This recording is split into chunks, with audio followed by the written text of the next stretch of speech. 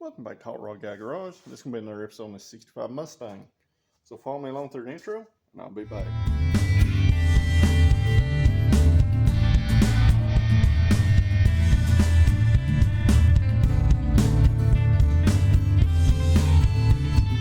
Down here in the floor. So guys, this video is going to pick up where the last one left off, where I just got all this stuff painted in the base coat. The car has dried out good and decent. It's got a pretty good little shine to it. But we need to get the front clip back on the car. I've done went and painted the hood hinges. Painted them with a cast color paint right there. I need to get the hood bolted back on, get these fenders on, and some other things along the way. That way we can start laying out the stripes and get ready to paint those on the car. And once the car is together, I can start sanding the car again in preparation to put stripes on it. Now, I am going to put the stripes under clear coat, so I'm going to have to assemble the car. I'm going to have to sand the whole car back down, and then we'll re-clear it with another 2 to 3 coats clear, just to bury those stripes down in the clear coat so there's no lines. Generally, ends up being a nicer result, and after the stripes are painted, I'll go in here and we'll paint the interior stuff. So, I'm going to put you on time lapse on this video a little bit, so expect that to come just as I do things along the way.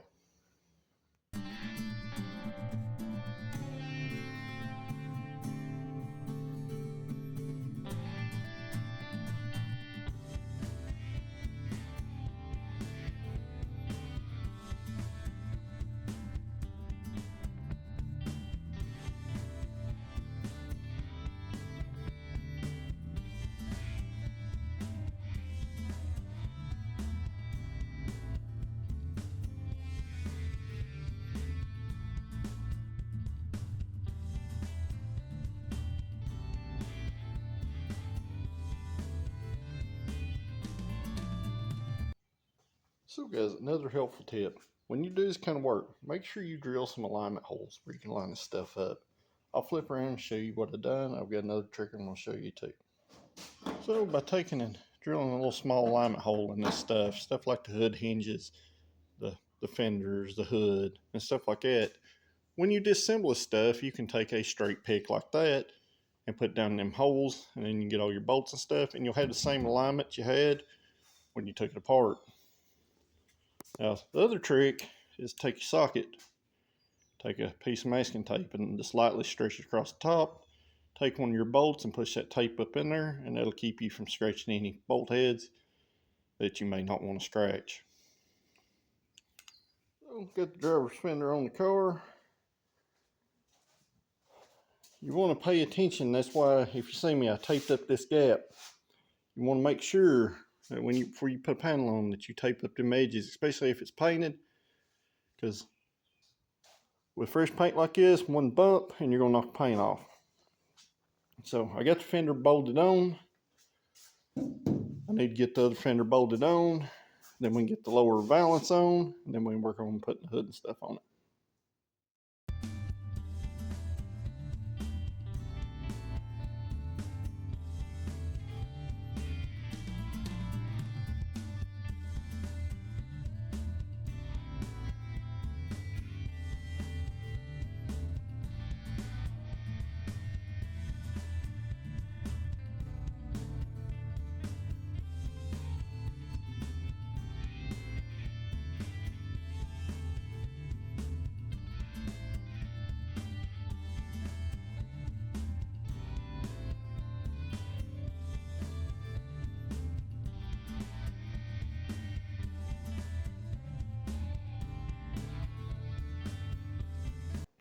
Alright guys, I ain't been videoing a whole lot of me putting this thing back together at this point. I've got the fenders on it, I got the front valance on it, I've got the hood back on it. I've got everything adjusted. So I'll flip it around and show it to you. This is a very time consuming, slow process. I'll show you some tricks along the ways when I flip it around, just to kind of make things a little easier. But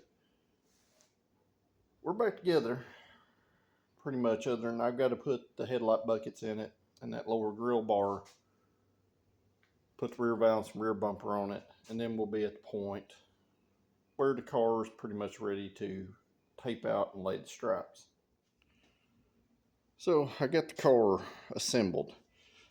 I spent a lot of time trying to get all this stuff adjusted up where it was previously, and maybe correct some things that I wasn't quite happy with from before. But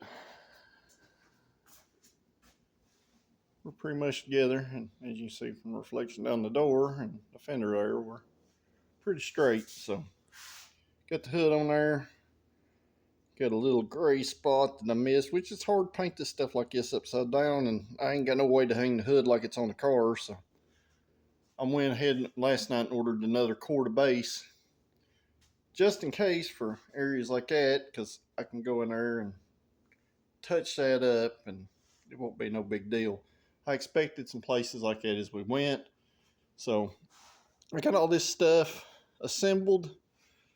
And the reason why I'm having to put the car together, guys, is the Shelby straps, they run all the way down to the bottom down there.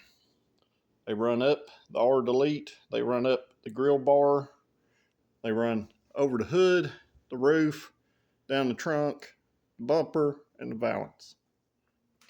And on cars with bumpers, the R cars did not have a rear bumper, so I will be kind of winging that stripe. But the cars that had a front bumper was just on lower valance. The grill bar at the very bottom. I call it the grill bar. It's not a grill bar. It's the bottom grill piece. The hood, the trunk, the rear taillight panel, and the lower valance. Skipping that rear bumper. So messing with the fender gaps up here, this is about the best it's going to get on this side. This side, it gets a little wider back here at the cowl because of that cheap fender. But we're pretty much together.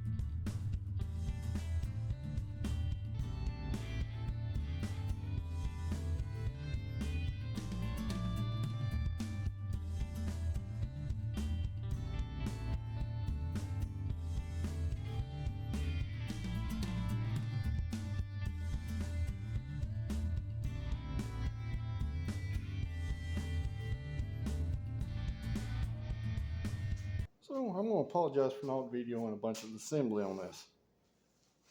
I want to make this part of the stripe video, so I'm trying to conserve a little bit.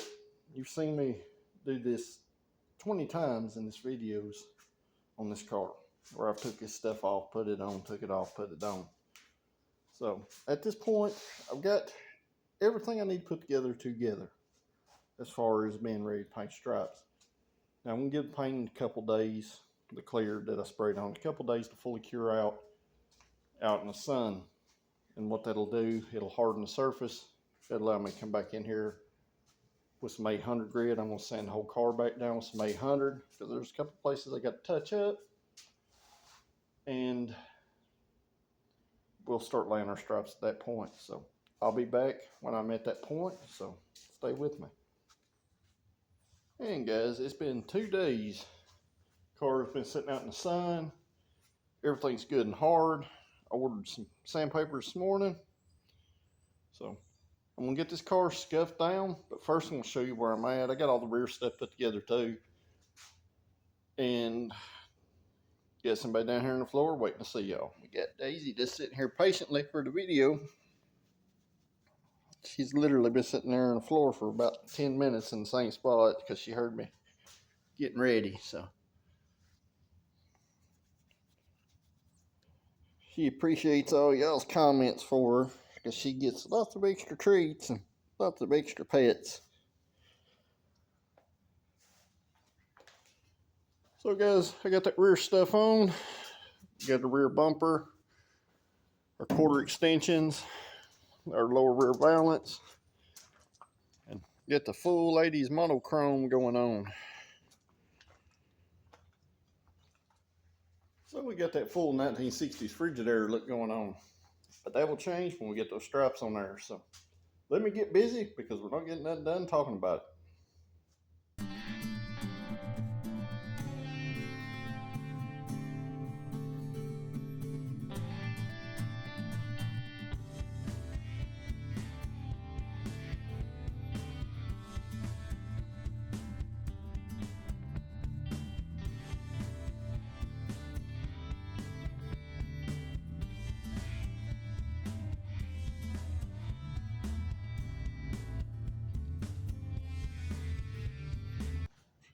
What you doing, Daisy?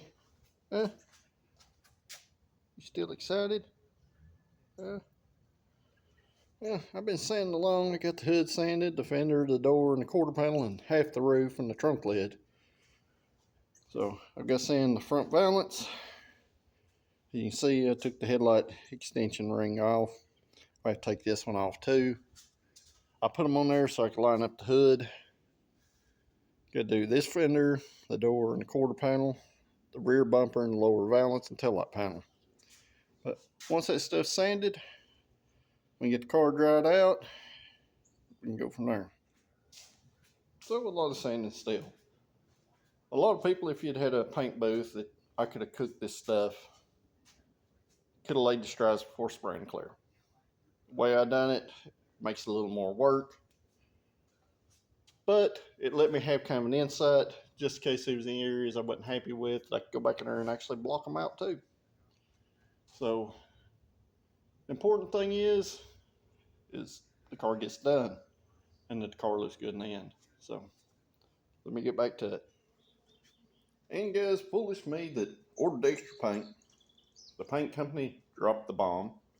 UPS dropped the bomb. And here we are a week later with a car that is sanded down. And we still don't have no stripes.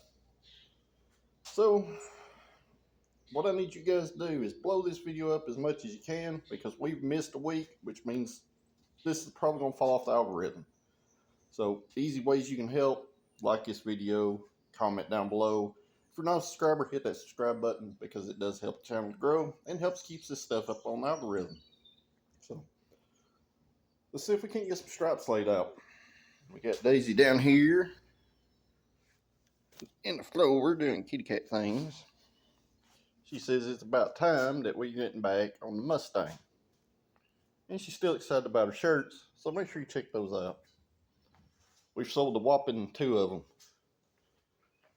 So, got her stuff here. I got an extra gallon of clear just in case. Some fine line tape, another quart of red, another quart of white, and some taping supplies. I also ordered me a little larger paint cups when we get the spray and clear. So guys, to lay these stripes out is quite the elaborate ordeal. If you were painting them just like Shelby would paint them at the factory, it's pretty much you remove the wiper blades, gas cap, you lay these stripes, spray them on top of paint. But because we're going to bury these in the clear, it adds an extra step to it. And these stripes just aren't straight across the car. They actually vary in width as you go from the valance to the hood, to the roof, to the trunk. So I'll flip it around and show you the drawings that I have.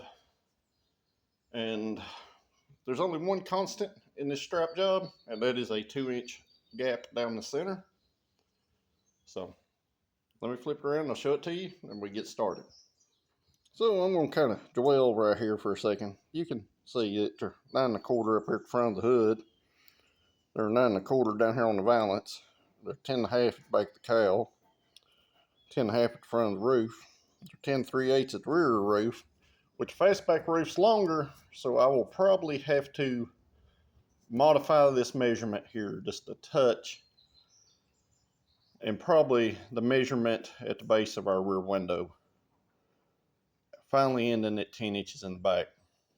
So basically, it gets narrow, wide, narrows up again, and then widens up. And the reason why it's done that way is to actually make them look straight across the curves of the car. So, funny thing about the order of operations right here, remove gas cap and windshield wipers. Just lay it out, paint, and reinstall. So the 2 inches in the center will be easy. Okay, we just got to find our center lines of things. The hood's real simple. The R delete down here is real simple. There's a peak in both the centers. Where things get kind of funny, the roof has a notch up here in the rail that I'm pretty sure center. I'm going to measure it just to make sure. And same with the rear window. There's a notch in the rear window opening that I'm pretty sure center. And then our trunk key is center, our gas cap center. And then there's a notch in the lower valance where the tag mounts. It should be another center line mark. So I'm just going to measure these to verify, and then I'll be back.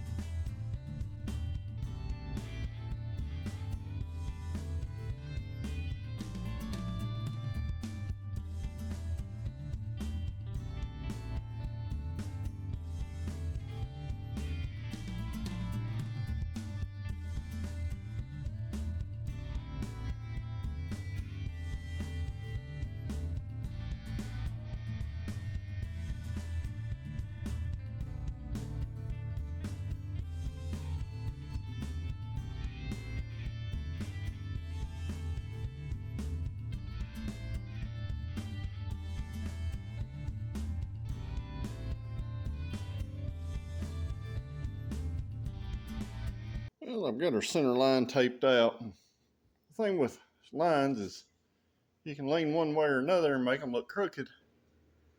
But you need to use your eyeball along with your measurements when it comes to this stuff. So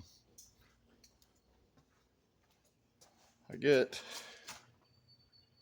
our center strap pulled all the way down. Now, a lot of you probably freaking out that I'm going to use that tape off the stripes, and I'm not. This is 1.5 inch wide tape. Our center strap's going to be 2 inches. So I'll be going along the edges of this with a 1/4 inch fine line tape. But I wanted to come in and show you a trick. If you line your tape up with your center here, and you just let your tape hang right here, that will find your center. Center for that, center for that. And considering these spans and these gaps, it'll let you cut it in the center and wrap it backwards as needed. But you'll still have to kind of come back and make sure that it looks straight. Because sometimes when it looks straight, it's not straight. And sometimes when it measures straight, it's not straight. So use your eyeball, stand back and look at it a little bit. Just make sure you're happy with the results that you've taped out.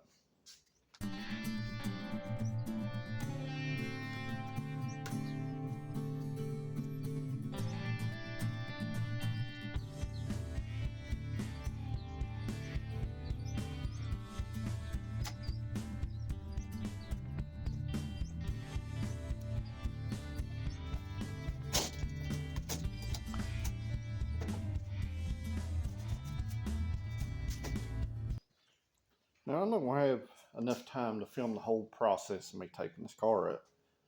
So I'm just going to pop in when there's updates. I've got the front half of the stripes laid down. I got the roof. I had to edit the dimensions a little bit to make it look right, in my opinion. It being a coupe. So I did alter the adjustments and make the stripes just a little bit wider at the back at the cowl, where I could make them a little bit wider at the front of the roof to bring them back to where they're supposed to be in the back. What that should do is keep it fluid throughout the car.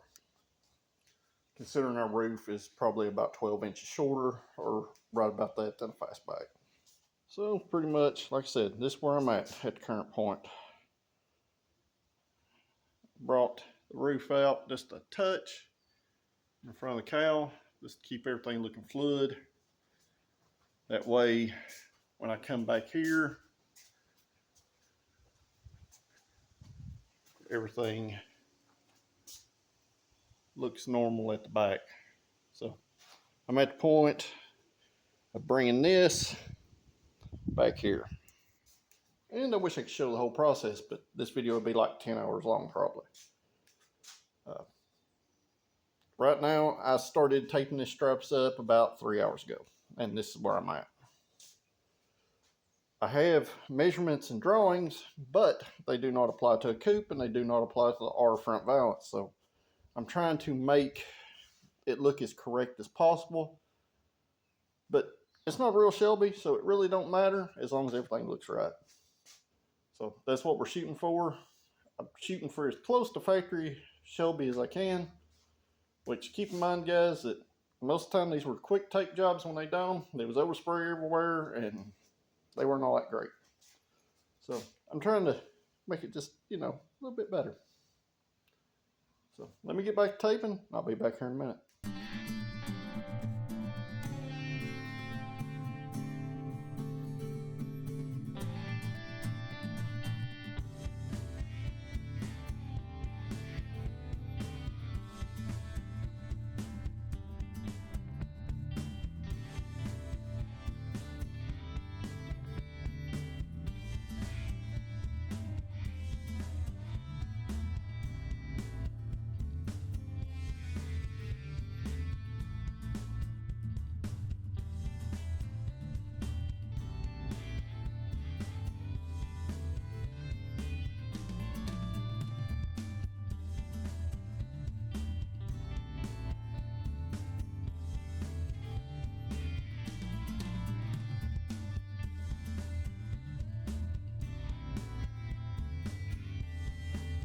And I've come up to a good example of why a coupe's different than a fastback in the back.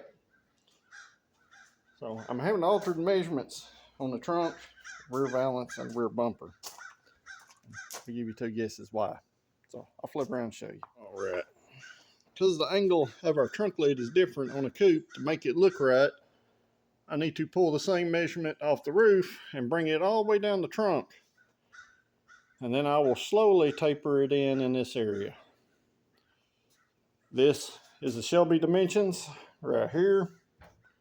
I brought the bottom edge of the trunk out an extra inch right here. And from the trunk lid edge down, it's the same as a fastback.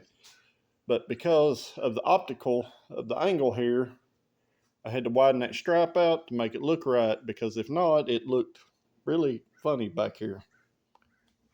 So guys, when adding them to a coupe, you're going to have to kind of take your own measurements. So I'm going to tape it out until I feel it looks right, kind of like I did the front up here. I've seen these R valances in the front with the stripes run up the sides of the cutout and all kinds of weird stuff, and it just don't look quite right. So I'm working on making this stuff actually fit the car and look right, because we're not a factory application, but I was trying to make it as close as I could. And Daisy come up after she seen me lay that down and started meowing. Now she's down here cleaning herself because she's all too busy to be bothered at the current moment. Well, it's been another 3 hours. And I've got the car 90% taped up. I've still got some small places I need to go in and tape. But I'll flip it around and I'll show you what's involved in taping the car up, paint straps on like this. If you weren't caring about overspray, or, you know, you were just going to buff it off or whatever, you wouldn't have to tape it up near as much as taping the whole car up. Now, I'm going to use my trim gun, so I taped it up kind of loosely. And yeah, this is a loose tape job where everything's taped up. So let me flip it around and I'll show you. So I got our inside trunk area bagged from the jams.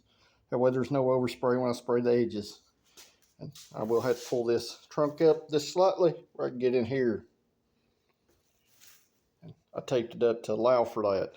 I got all the inside of the car taped off because any overspray in air could get on their outer body. So I got that taped up. I got the whole car bagged, except for our striped areas, even the front. The under hood is bagged. And all I got left to tape is these sections right here. Get them bagged up there and right there. But we're almost ready to spray some red on the stripe. So at least we can get the base coat on it today. Unfortunately, it'll be overnight before I can come back and tape up the bottom stripe. So that means I need to put enough material on the stripe that I can come back with Scotch-Brite and scuff it down. That way clear will adhere to it. So let me finish taping this thing up and I'll be back here in a few minutes. For record, I started first thing this morning. It is after 4 o'clock at this point. So I'm going to be lucky to get the red on the main stripes. Furry compadre decided that everything was too bored that she didn't need to supervise. She's going to go back to sleep.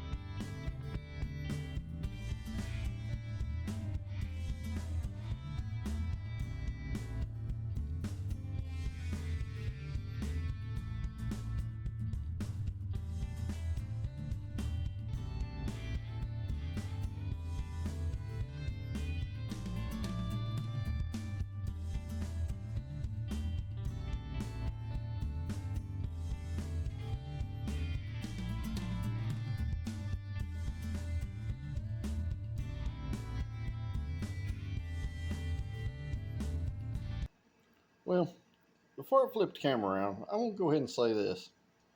I have never in my life wanted to throw a company under the bus so bad as this one. I was fairly impressed with how this stuff sprayed at first until we had the coverage issues with the white. The red covered well.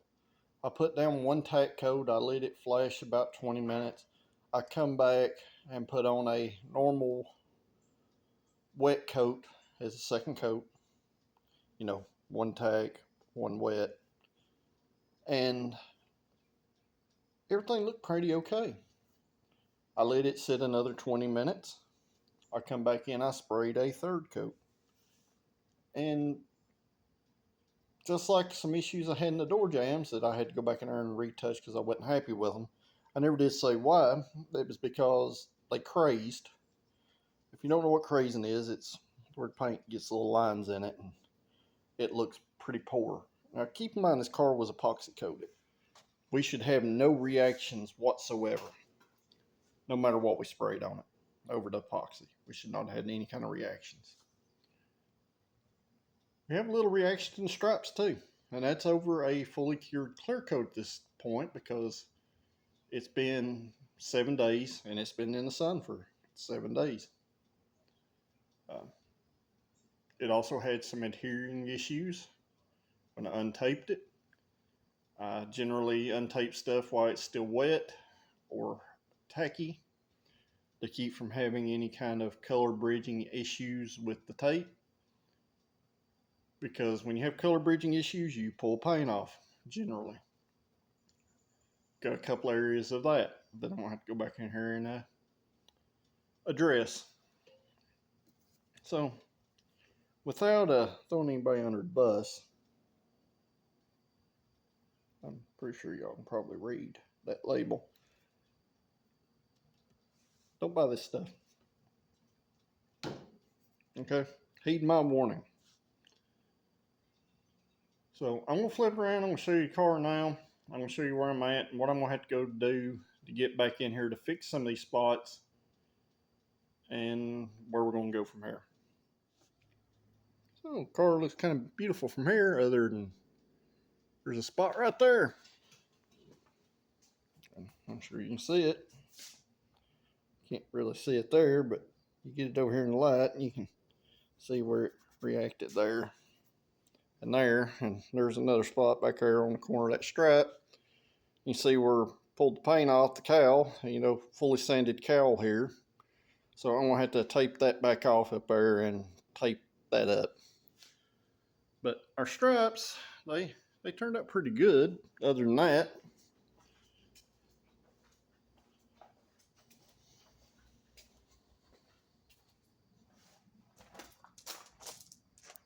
they passed the standing in the back and looking forward, and everything lines up.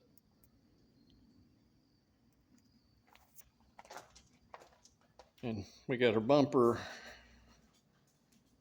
done over here. So it's very unusual to have paint reactions, especially spraying stuff in the same systems. Everything I've sprayed so far has been their base coat, their clear coat that is sold as a kit. I've never in my life had problems spraying more base coat over clear coat like what's going on here. So at this point, I got to go back in there and tape some of these spots up. Go back in there with some of the red and touch them up. I'm going to let this base coat fully cure out at this point because I'm going to go back in there and I'm going to scuff it down with some 800. There should be plenty on it where I can sand it a little bit and it not affect it. If I can sand some of that roughness of the craze out of the stripes, I should be able to clear coat over and it look all right.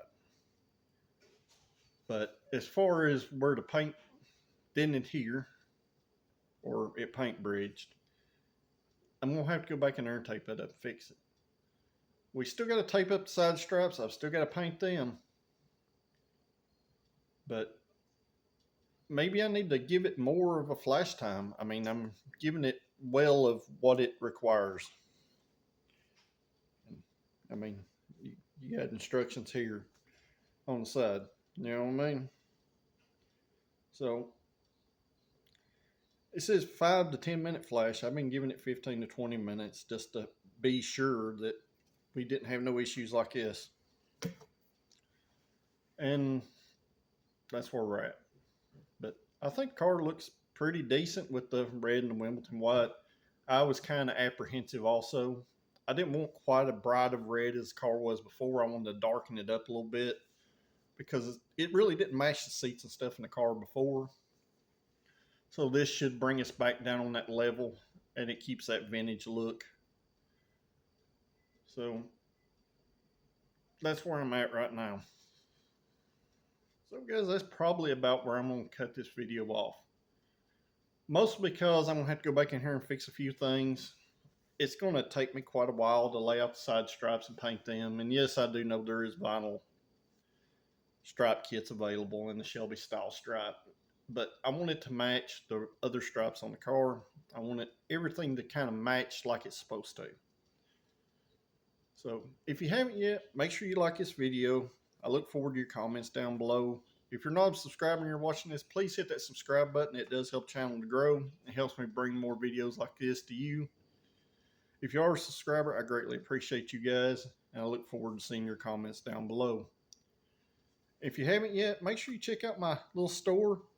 You'll see some products listed probably under this video description or pop up in the corner down here in the video somewhere. Check those out. Those help me comp some of this labor along with y'all commenting stuff. I knocked some labor off his bill. Stuff like this paint messing up, I'm having to go back in there and I'm not charging him for it because it's not his fault. It's not my fault, but I'm having to eat the labor. So the easiest things you can do, guys, if you want a hat or t-shirt, please buy one. If not, just comment down below and hit that like button. That stuff helps more than you'll ever know. So until the next video, thanks for watching, and I'll see you at the next one.